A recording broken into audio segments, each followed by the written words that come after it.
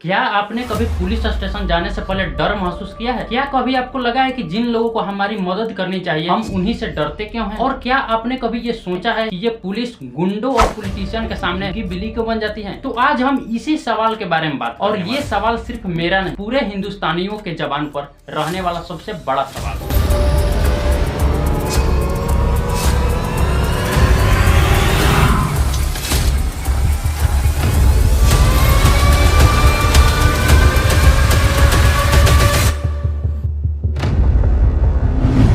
पहली बात पुलिस से डरने वाली बात की है तो एक सर्वे के अनुसार लगभग 71% लोग पुलिस से डरते हैं। और डरने की वजह ये है कि जब कोई भी थाने में जाता है तो उसके साथ रूड बिहेवियर किया जाता है, गाली गलौज तक की जाती है और FIR लिखने के लिए घूस दिया जाता है। कभी कभी तो विक्टिम को ही एक्यूज्ड बना दिया जाता है। और तो और आपने सुना ही होगा कितने लोगों को पुलिस कस्टडी में मार दिया जाता है।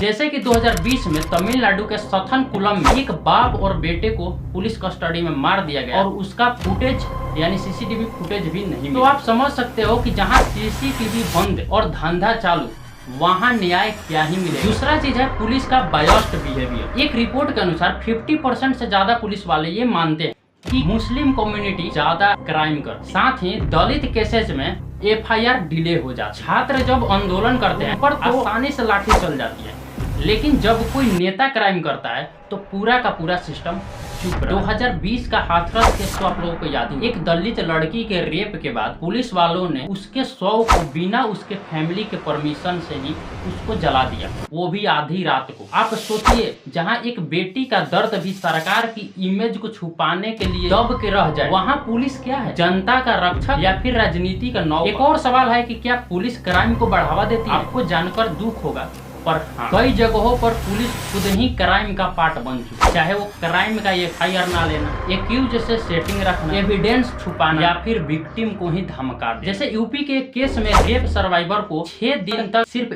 FIR करने के लिए भटकना। क्यों? क्योंकि एक्यूज एक MLA का बेटा। अब बात आती है कि गुंडों से पुलिस को डर क्यों लगा। जब पुलिस वाले खुद की सुरक्षा के लिए पॉलिटिशियन के पास जाने लगे तब समझ जाओ कि असली पावर कहां पर है। विकास दुबे वाला केस तो याद ही होगा। एक गैंगस्टर जिसको पकड़ने में 8 पुलिस वाले शहीद हो, फिर विकास पकड़ा गया और रोड पर गाड़ी पलट गई और फिर पुलिस वालों ने उसे गोली मार दी। ज्यादातर लोग कहते हैं कि उसका कनेक्शन वो बहुत सारे पॉलिटिशियंस का सीक्रेट जान, और अगर कोर्ट में उसने जबान खोल फिर तो बहुत लोग संकट में आ जाएंगे, इसीलिए उसका काम तमाम करा दिया गया।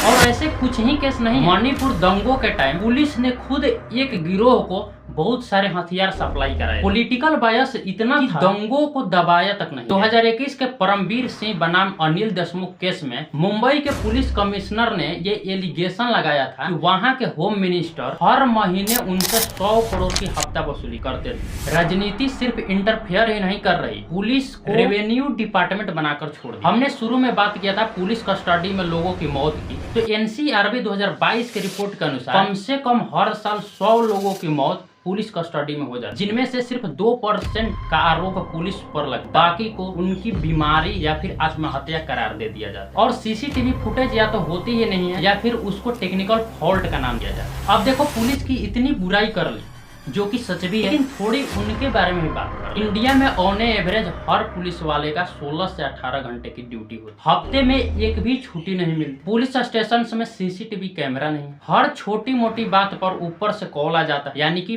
Political interference. यानी कि कोई ईमानदार बनने की कोशिश भी करे, उसको ये बोल दिया जाता है कि ज्यादा चौधरी मत बन वरना तेरा हाल बुरा हो जाए। अब सवाल आता है, क्या सुप्रीम कोर्ट इस पर कुछ नहीं बोलता? तो सुप्रीम कोर्ट ने 2006 में कुछ सुधार जरूर किए, वो अलग बात है कि अभी तक लागू नहीं हो पाए प्रॉपर ढंग से। तो पहली बात तो ये कही थी कि राजनीति को पुलिस से दूर रखो, जो कि मुझे नहीं लगता कि इंडिया में अभी पॉसिबल है। दूसरा है कि इंडिपेंडेंट कंप्लेंट सिस्टम बनाओ। तीसरा चीज कही थी कि पुलिस अफसर का टेन्योर जो है वो फिक्स्ड होना चाहिए। चौथा ये था कि पॉलिटिकल ट्रांसफर को रोको, और पांचवा था कि इन्वेस्टिगेशन विंग को अलग करो। लेकिन ये भी तब होगा ना जब पॉलिटिशियंस चाहेंगे, और वो ऐसा क्यों चाहे जिससे कि उनका कंट्रोल ही खत्म हो जाए। खैर, ये तो 2006 की बात थी। अभी क्या करना चाहिए? देखो, पहली बात तो 2006 वाले दिए गए जो भी आदेश थे उसको पालन करना चाहिए। ट्रांसफर जो भी हो रहा है वो एआई बेस्ड होना चाहिए, जिससे किसी को पता ना चले कि कहाँ पर ट्रांसफर हो रहा है। पब्लिक अकाउंटेबिलिटी होने चाहिए, यानी आरटीआई होना चाहिए। ऑनलाइन कंप्लेन की व्यवस्था होनी चाहिए।